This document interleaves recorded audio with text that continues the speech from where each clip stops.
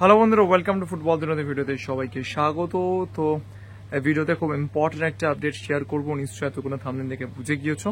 কালকের পর্যন্ত তোমাদেরকে যেটা বলেছিলাম যে রফসান রবিনোর ব্যাপারে ইস্ট বেঙ্গল পজিটিভ সাইডে কথাবার্তা এগিয়ে নিয়ে যাচ্ছে, তার আসার চান্স অত্যন্ত বেশি, কিন্তু ডিল ডান আমরা যেটাকে বলি সেটা কিন্তু তখন অবধি হয়নি। এই মুহূর্তে যেটা লেটেস্ট আপডেট, রফসান রবিনো আজকের সকালবেলা তিনি কিন্তু নিজে এটা জানিয়েছেন যে আজকে তিনি বসুন্ধরা কিংসের সঙ্গে অফিসিয়ালি তার কন্ট্রাক্ট শেষ করেছেন।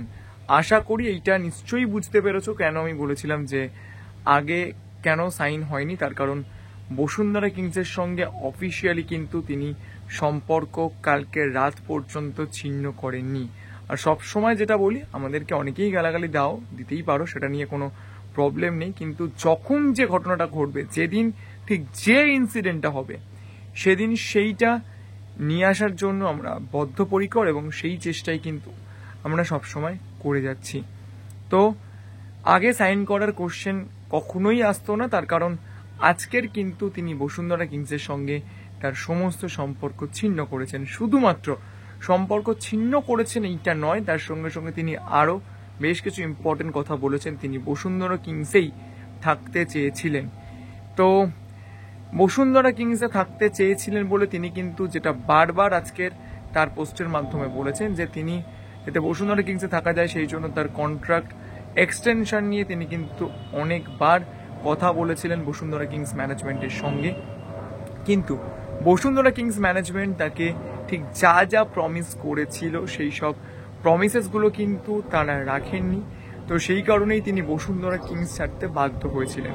তোমাদেরকে একটা ছোট্ট ব্যাপার বলে দিচ্ছি রফসান রবিনোর ব্যাপারে, কেন আমি বারবার বলছিলাম যে ওয়েট করো, তার কারণটা হচ্ছে যে রফসান রবিনো শেষ পর্যন্ত ইভেন আমাদের কাছে যতটা আপডেট ছিল আর কি, নভেম্বর মাসের এই সময় কিন্তু তিনি বসুন্ধরা কিংসের সঙ্গে তার প্রবলেমটা মিটিয়ে নেওয়ার জন্য চেষ্টা একটা করেছিলেন। এটা কিন্তু তিনি আজকে নিজে বলেছেন। তো আবারও বলছি, এই ব্যাপারগুলো কিন্তু থাকে একটা ট্রান্সফারের পেছনে, দুম করে কিন্তু কোনো ট্রান্সফার হয়ে যায় না। তো এইবার মোটামুটি একটা ব্যাপার আমাদের কাছে পরিষ্কার হয়ে যাচ্ছে, রফসান রবিনো কিন্তু কোনো একটি ক্লাবে মুভ করবেন, তার কারণ তিনি অফিসিয়ালি তিনি গুড বাই জানিয়ে দিয়েছেন বসুন্ধরা কিংসকে। যদিও সেই গুড বাইটা খুব একটা ভালোভাবে হয়নি, বরঞ্চ তিনি বসুন্ধরা কিংস ম্যানেজমেন্টকে এক প্রকার বিষোদ্গার করেই তিনি সম্পর্কটা ছিন্ন করেছেন। কিন্তু তিনি বারবার বলেছেন যে বসুন্ধরা কিংস সবসময় তার হৃদয়ে থাকবে এবং তিনি লাস্ট অবধি ট্রাই করেছিলেন যাতে বসুন্ধরা কিংসের সঙ্গে সমস্ত প্রবলেম মিটিয়ে নেওয়া যেতে পারে। তো বুঝতেই পারছো, এইবার কিন্তু রফসানকে নিয়ে একটা কাউন্টডাউন শুরু হবে, তার কারণ এই মুহূর্তে তিনি একদম ফ্রি প্লেয়ার, তিনি মুভ করতে পারবেন, তার সঙ্গে বসুন্ধরা কিংসের আর কোনো রিলেশন নেই। তো স্বাভাবিকভাবেই দেখা যাক কি হয়, খুব তাড়াতাড়ি হয়তো বেশ কিছু আপডেটসও আসতে পারে। এইটুকু বললাম, দেখতে থাকো ফুটবল দুনিয়া, যখন যে ঘটনাটা ঘটবে তোমাদের সামনে নিয়ে আসার চেষ্টা করবো। তো ভিডিওটা এই বুদ্ধি ছিল, যদি ভিডিওটা ভালো লাগে তারপর লাইক করে দিও, আর মনে করো আমার চ্যানেল সাবস্ক্রাইব করতে বলে না, কোনো সমস্যা নেই, তোমরা সাবস্ক্রাইব করলেই আরও ভালো কাজ করে মোটিভেশন পাওয়া যায়। তো চলো এখনকার মতো এই পর্যন্তই, দেখা হচ্ছে পরের ভিডিওতে।